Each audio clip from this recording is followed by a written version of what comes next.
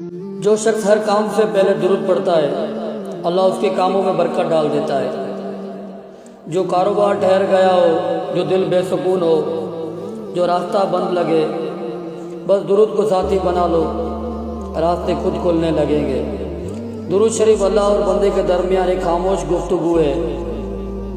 جب تم درود پڑھتے ہو تو اللہ تمہیں جواب دیتا ہے، میرے بندے، تو نے میرے محبوب کو یاد کیا ہے، میں تجھے بھول نہیں سکتا۔ یہ وہ لمحہ ہے جب بندہ رحمت کے دریا میں ڈوب جاتا ہے۔ دوستو یاد رکھو، درود شریف ہر غم کا علاج ہے، یہ دل کی دوا ہے، روح کا عطر ہے اور قبر کا چراغ ہے۔ دنیا دھوکے میں ڈال دیتی ہے لیکن درود تمہیں حقیقت سے جوڑ دیتا ہے۔ یہی وہ ذکر ہے جو تمہیں اللہ کے کریم نبی کریم صلی اللہ علیہ وسلم کے قدموں میں لے آتا ہے۔ کیا کوئی شرف اس سے بڑھ کر ہو سکتا ہے؟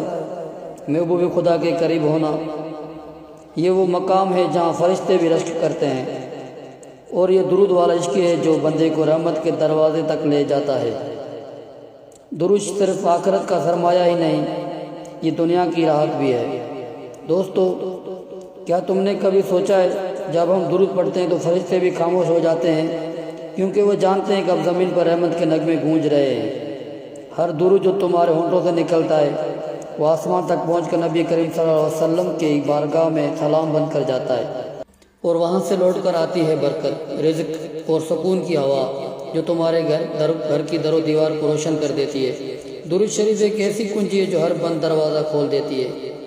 اگر قسمت رکی ہو، نصیب بند ہو یا دل تھک چکا ہو، درود پڑھ لو۔